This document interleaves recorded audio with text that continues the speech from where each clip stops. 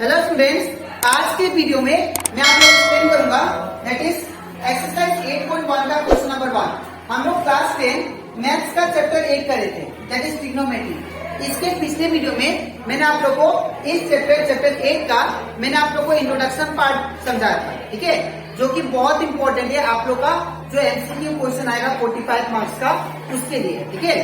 इसी के साथ साथ इस चैप्टर का जितना भी एग्जाम्पल क्वेश्चन है वो भी बहुत इंपॉर्टेंट है बिकॉज वो बोर्ड एग्जाम में आते रहता है, ठीक है। तो मैंने इस चैप्टर का एग्जाम्पल 1 से लेके एग्जाम्पल 5 तक मैंने आप लोग को एक्सप्लेन कर दिया है, ठीक है। तो अगर आपको सारा एग्जाम्पल इस चैप्टर का और इंट्रोडक्शन पार्ट अच्छे से सीखना है तो आप लोग उसको मेरे यूट्यूब चैनल में देख सकते हो, ठीक है।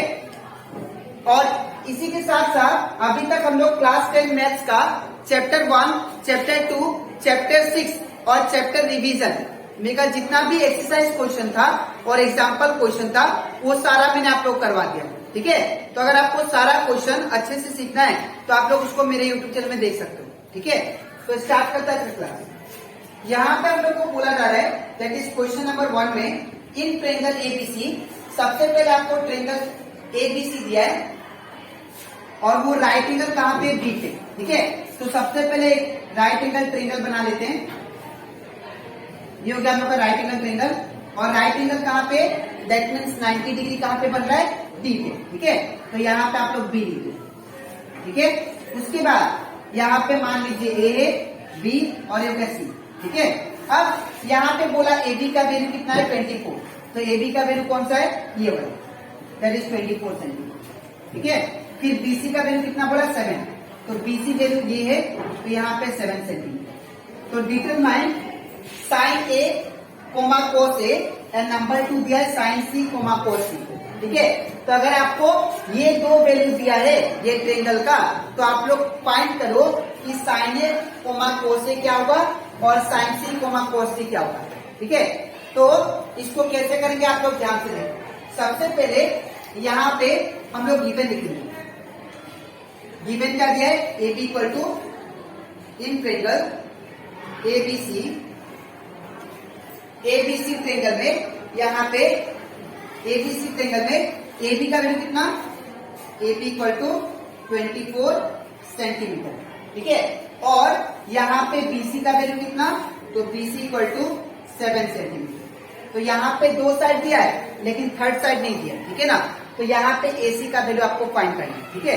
तो यहाँ पे एसी इक्वल टू क्या होगा क्वेश्चन मार्क। अब हम लोग एसी थर्ड साइड कैसे निकालते हैं जैसे मैंने आप लोग को प्रीवियस क्वेश्चन में सिखाया था एग्जाम्पल क्वेश्चन में, वैसे ही हम लोग इस क्वेश्चन को भी करेंगे। सबसे पहले बाय अप्लाइंग पाइथागोरस थ्योरम, ठीक है। तो बाय अप्लाइंग पाइथागोरस थ्योरम। तो पाइथागोरस थ्योरम क्या था that is H square equal to P square plus B square, ठीक है। तो यहाँ पे एच मतलब कौन सा हाइपोटेन्यूज का स्क्वायर। तो यहाँ पे हाइपोटेन्यूज कौन सा है ये, ठीक है। और ये हो गया परपेंडिकुलर और ये हो गया आपका बेस, ठीक है। तो यहाँ पे हाइपोटेन्यूज का स्क्वायर दैट मीन्स एसी का स्क्वायर, ठीक है।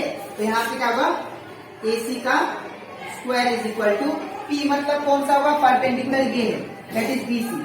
तो ये क्या होगा बीसी का स्क्वायर प्लस बेस। बेस कौन सा है दैट इज ए बी। तो यहाँ पे क्या होगा ए बी का स्क्वायर, ठीक है। अब यहाँ पे वैल्यू को पुट करते हैं। तो जब वैल्यू को पुट करेंगे एसी का वैल्यू तो हमें दिया नहीं है इसको एस बी और बीसी का वैल्यू कितना दे रहे आप लोग 7। तो यहाँ पे 7 का स्क्वायर प्लस ए बी का वैल्यू कितना 24। तो यहाँ पे 24 का स्क्वायर, ठीक है। अब इसको सिंप्लीफाई करते हैं तो यहाँ पे क्या होगा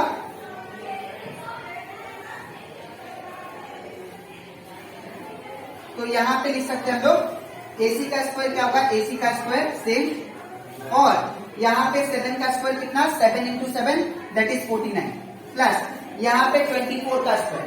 तो अगर 24 का स्क्वायर करे तो 24 इंटू 24 6 1 9 8 4 6 7 5 दैट मीन्स 576, ठीक है। अब इन दोनों को प्लस करते हैं तो इन दोनों को प्लस करने से कितना आएगा AC का स्क्वायर इक्वल टू 49 प्लस 576। तो ये हो जाएगा इन दोनों को प्लस करके 625। ठीक है, अब AC को सिंगल छोड़ते हैं तो ये स्क्वायर को मुझे उस साइड भेजना पड़ेगा, राइट साइड में। तो अगर राइट साइड में भेजेंगे तो क्या पहलेगा रूट। ठीक है, तो AC इक्वल टू क्या होगा, अंडर रूट 625। ठीक है, AC इक्वल टू कितना हो जाएगा फिर, दैट इज 25 सेंटीमीटर। ठीक है, तो यहाँ पे AC का वैल्यू आ गया। अब मुझे क्या फाइंड करना है, number 1 that is sine A cos A. Number 1 क्या फाइंड करना है, साइन ए कोस ए। लेकिन अगर यहाँ पे number 1 sign A cos A find करना, तो देयरफॉर सबसे पहले साइन ए निकालते हैं। तो साइन ए सबसे पहले साइन ए का फॉर्मूला क्या होगा वो आपको पता होना चाहिए। तो हम लोग जानते हैं sine theta cos theta tan theta, और साइन का नीचे क्या होता है, that is cosec theta cosec sec theta cot theta. ठीक है, तो अगर आप लोग ध्यान दो, यहाँ पे ट्रिग्नोमेट्री फॉर्मूला क्या होता है, पप्पू बोला पंडित हरी हरी बोल। तो यहाँ पे साइन का वैल्यू क्या है, देखिए साइन का फॉर्मूला होगा P by H, that is perpendicular by hypotenuse. तो यहाँ पे क्या होगा, P बाई एच। तो P कौन सा है, यहाँ पे और एक बात आप लोग याद रखना, यहाँ पे कहाँ पे एंगल बन रहा है, कौन सा लेटर पे, ए पे। तो यहाँ पे ए पे एंगल बन रहा है, तो इसका ऑपोजिट ये क्या होगा, परपेंडिकुलर, और ये क्या होगा, बेस। तो ये तो ऑलरेडी है। ठीक है, तो यहाँ पे P का वैल्यू कौन सा, देखिए BC, यहाँ पे BC, और यहाँ पे नेक्स्ट H का वैल्यू कौन सा है, AC, तो यहाँ पे AC। तो BC का वैल्यू कितना है, देखिए आप लोग ध्यान से। तो BC का वैल्यू अगर देखिए तो यहाँ पे 7, तो यहाँ पे क्या होगा 7, और AC का वैल्यू कितना है 25, तो यहाँ पे कितना होगा 25। इसके बाद फिर क्या चाहिए मुझे, कॉस ए चाहिए, कॉस ए। तो कॉस का वैल्यू क्या होता है, कॉस का फॉर्मूला B बाई एच, तो यहाँ पे क्या होगा B बाई एच।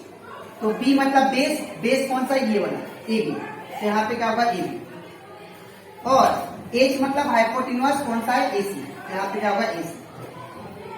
तो AB का वैल्यू कितना है, देखिए ध्यान से। तो AB का वैल्यू 24, तो यहाँ पे क्या होगा 24। नेक्स्ट AC का वैल्यू कितना है, तो AC का वैल्यू 25 है, तो यहाँ पे 25। ठीक है, तो यहाँ पे नंबर 1 मैंने आप लोग को सिखा दिया। ठीक है, अब हम लोग फाइंड करते हैं क्वेश्चन नंबर 2। ठीक है, तो यहाँ पे क्वेश्चन नंबर 2 कैसे होगा वो देखिए।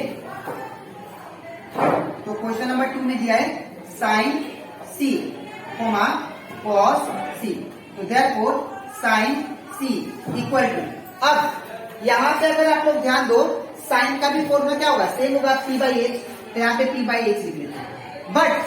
बट याद रखना यहाँ पे एंगल क्या बन रहा है, C पे बन रहा है। तो अगर C पे एंगल बन रहा है तो इसका ऑपोजिट क्या होगा, ये परपेंडिकुलर। तो ये बेस जो था पहले वो क्या हो जाएगा, परपेंडिकुलर। ठीक है, तो सिर्फ C पे एंगल बन रहा था, तो ये क्या हो गया, इसका ऑपोजिट परपेंडिकुलर। तो ये क्या होगा, अब बेस हो जाएगा। ठीक है, तो हमारा परपेंडिकुलर कौन सा है, AB, तो यहाँ पे क्या होगा AB, और हाइपोटेन्यूज कौन सा है, AC। हाइपोटेन्यूज हमेशा याद रखिएगा, ये कभी चेंज नहीं होगा। ठीक है, तो नेक्स्ट AB का वैल्यू कितना है 24, तो यहाँ जगह 24, और AC का वैल्यू कितना, दैट इज AC का वैल्यू 25, तो यहाँ पे 25। अब देयरफॉर अब हम लोग निकालते हैं cos C। तो cos C इक्वल टू क्या होगा formula, that is cos C का, दैट इज cos का फॉर्मूला होता है B बाई एच, तो यहाँ पे होगा B बाई एच।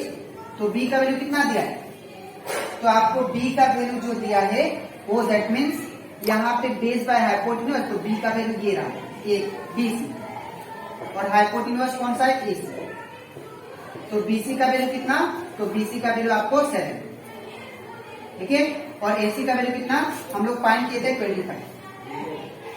ठीक है, तो ये कंप्लीट हो गया हम लोग का, दैट इज एक्सरसाइज 8.1 का क्वेश्चन नंबर 1। ठीक है, तो आई होप आपको ये क्वेश्चन नंबर 1 अच्छे से क्लियर हो गया होगा। ठीक है, अब इसके नेक्स्ट स्लाइड में मैं आप लोगों को समझाऊंगा क्वेश्चन नंबर 8.1 का क्वेश्चन नंबर 2। ठीक है, तो यहाँ पे आपको कैसे लिखना है वो बता देता हूँ। सबसे पहले आपको ये लिखना, इसका नीचे ये लिखना है, और इसका नीचे ये लिखना है। ठीक है, तो इसके बाद हम लोग करते हैं एक्सरसाइज 8.1 का क्वेश्चन नंबर 2। इसमें दिया गया है इन फिगर 8.13, ये वाला फिगर में फाइंड 10t - 4 टर्म। अब ये आप लोगों को फिगर प्रोवाइडेड है और इसके हेल्प से आपको क्या करना है, ये 10p माइनस कोट आर का वैल्यू फाइंड करना है। ठीक है, तो इसको कैसे करेंगे ध्यान से देखिए। सबसे पहले हम लोग यहाँ पे गिवन लिखेंगे। तो गिवन क्या दिया है, in triangle PQR, in triangle PQR, ये ट्रायंगल में यहाँ पे PQ का वैल्यू कितना दिया है, PQ का वैल्यू आपको 12 सेंटीमीटर दिया है, तो यहाँ पे 12 सेंटीमीटर। ठीक है, और यहाँ पे PR का वैल्यू कितना दिया है आप लोगों को, दैट इज 13 सेंटीमीटर, तो यहाँ पे क्या होगा 13 सेंटीमीटर। और QR का वैल्यू कितना दिया है, तो QR का वैल्यू आपको नहीं दिया है, ये आपको फाइंड करना है। ठीक है, तो यहाँ पे जब भी हमेशा हम लोग दो साइड तो दिया रहता है, थर्ड साइड फाइंड करने के लिए क्या करते हैं हम लोग, पाइथागोरस थ्योरम लगाते हैं। ठीक है ना, तो इसमें भी सेम कंसेप्ट करेंगे, बाई अप्लाइंग पाइथागोरस थ्योरम। तो पाइथागोरस थ्योरम के अकॉर्डिंग क्या था, that is h square equal to p square plus b square. ठीक है, तो यहाँ पे h का वैल्यू कौन सा है देखिए, तो यहाँ पे h ये होता है, परपेंडिकुलर ये होता है और बेस ये होता है। ठीक है ना, तो यहाँ पे h कौन सा है, pr, तो यहाँ पे क्या लिखेंगे pr का स्क्वायर। अब p का वैल्यू मतलब परपेंडिकुलर कौन सा है, pq, तो यहाँ पे क्या होगा pq का स्क्वायर प्लस बेस कौन सा है, qr, तो यहाँ पे क्या होगा qr का स्क्वायर। ठीक है ना, अब pr का वैल्यू कितना देखिए आप लोग, तो pr का वैल्यू है आपका दैट इज 13 सेंटीमीटर, तो यहाँ पे क्या होगा 13 सेंटीमीटर का स्क्वायर इक्वल टू, अब pq का वैल्यू कितना दे देखिए आप लोग, तो pq का वैल्यू 12 है, तो यहाँ पे क्या होगा 12 का स्क्वायर प्लस qr का वैल्यू कितना दिया है, नहीं दिया है, तो इसको हम लोग सेम लिखेंगे qr का स्क्वायर। अब 13 का स्क्वायर होता है, 13 का स्क्वायर मतलब 13 इंटू 13। ठीक है, तो ये कितना हो जाएगा 169 इक्वल टू 12 का स्क्वायर मतलब 144, तो यहाँ पे क्या होगा 144 प्लस qr स्क्वायर सेम रहेगा। अब 169 का पार्टनर कौन है, 144, इसको मैं इस साइड लेके आता हूँ, तो 169 ये प्लस है, इसके आगे कुछ नहीं मतलब प्लस है, इस तरह से क्या होगा माइनस 144 इक्वल टू क्या है, क्या बचा दैट इज qr का स्क्वायर। ठीक है, अब इसको मैं यहाँ पे करता हूँ, अब यहाँ पे देखिए 169 में से 144 कैंसल, तो कितना बचेगा 25 इक्वल टू कितना, दैट इज qr का स्क्वायर। ठीक है, तो और वी कैन राइट, इसको रिवर्स कर देते हैं, तो qr स्क्वायर इक्वल टू, इसको उल्टा कर दिया, कितना होगा 25। अब ये स्क्वायर को मैं राइट साइड भेजता हूँ। ठीक है, तो स्क्वायर को राइट साइड भेजने से क्या कहने का रूट। ठीक है, तो यहाँ पे क्या हुआ qr equal to under root 25।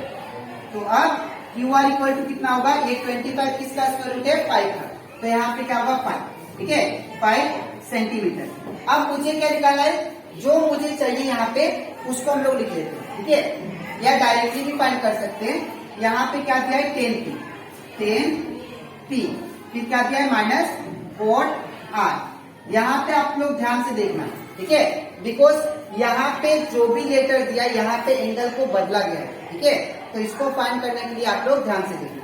सबसे पहले हम लोग फॉर्मूला लिख लेते हैं, sine theta cos theta tan theta, फिर कोसेक थीटा, साइन का नीचे क्या आता है कोसेक, फिर सेक थीटा, फिर टेन थीटा। ठीक है, अब क्या होता है पप्पू बोला पंडित, हरी हरी बोल। ठीक है ना, तो यहाँ पे सॉरी कॉट थीटा होता है इधर, कॉट थीटा। तो यहाँ पे अगर आप लोग ध्यान दो तो यहाँ पे टेन थीटा का फॉर्मूला लिखना है। तो टेन थीटा का फॉर्मूला क्या होता है देखिए ध्यान से, p/p। ठीक है, तो यहाँ पे क्या होगा p/p। ठीक है, माइनस का माइनस, अब कोट r, तो कोट थीटा का फॉर्मूला क्या होता है, दैट इज कोट नीचे है टेन का, तो इसका उल्टा होगा b/p। ठीक है, तो यहाँ पे क्या होगा b/p। तो अगर आप लोग ध्यान दो यहाँ पे ध्यान से, यहाँ पे 10p, तो 10 कहाँ पे एंगल बन रहा है, p पे एंगल बन रहा है। ध्यान से देखना आप लोग, p पे एंगल बन रहा है, तो यहाँ पे एंगल थीटा बन रहा है, ठीक है। तो जहां पे एंगल बने, मैंने आप लोग को बताया था जहां पे एंगल बने उसका ऑपोजिट क्या होता है, परपेंडिकुलर। तो परपेंडिकुलर कौन सा हो जाएगा, QR। ये परपेंडिकुलर हो जाएगा और ये क्या हो जाएगा, बेस, ठीक है। जहां पे एंगल बने उसका ऑपोजिट परपेंडिकुलर। तो परपेंडिकुलर कौन सा हुआ, QR। यहाँ पे क्या होगा, QR बाई नेक्स्ट क्या दिया है, दैट इज D। बेस कौन सा है हमारा, PQ। तो यहाँ पे क्या होगा, PQ। सिमिलरली माइनस, अब यहाँ पे अगर आप लोग ध्यान दो, यहाँ पे एंगल कहाँ पे बन रहा है, R पे। तो अगर एंगल R पे बन रहा है तो इसका ऑपोजिट क्या होगा, इसका ऑपोजिट ये क्या हो जाएगा, परपेंडिकुलर हो जाएगा। यहाँ पे सब समझने का ऊपर है, ठीक है। यहाँ पे P था तो P पे एंगल बना तो ये परपेंडिकुलर बन गया और ये बेस, ठीक है। अब यहाँ पे R है तो R पे एंगल बन रहा है तो इसका ऑपोजिट ये क्या बन जाएगा, परपेंडिकुलर, और ये क्या बन जाएगा, बेस, बेस बन जाएगा, ठीक है। तो बेस कौन सा है, QR। तो यहाँ पे क्या होगा, QR। और यहाँ पे P क्या है, परपेंडिकुलर, कौन सा है, PQ। तो परपेंडिकुलर PQ कितना, दैट इज PQ लिख लेते हैं। अब QR का वैल्यू कितना देखिए, 5। तो यहाँ पे 5 और PQ का वैल्यू कितना दिया देखिए, 12। तो यहाँ पे 12 माइनस QR का वैल्यू कितना दिया, 5। तो 5 और PQ का वैल्यू कितना दिया देखिए, 12। तो यहाँ पे 12। अब एक प्लस में एक माइनस में, ये दोनों कैंसल, आंसर इज 0, ठीक है। तो ये आ गया आपका 10p माइनस 4 का वैल्यू, ठीक है। तो आई होप आपको example 2b that is exercise, sorry example 2 नहीं, एक्सरसाइज 8.1 का क्वेश्चन नंबर 2b आपको अच्छे से क्लियर हो गया, ठीक है। तो आपको कैसे लिखना मैं बता देता हूँ। सबसे पहले ये पार्ट और इसके नीचे आपको ये लिखना है, ठीक है। तो अब इसके नेक्स्ट वीडियो में मैं आप लोगों को सिखाऊंगा एक्सरसाइज 8.1 का क्वेश्चन नंबर 3 और 4, ठीक है। तो आज के लिए इतना ही, मिलते हैं नेक्स्ट वीडियो में, तब तक थैंक यू।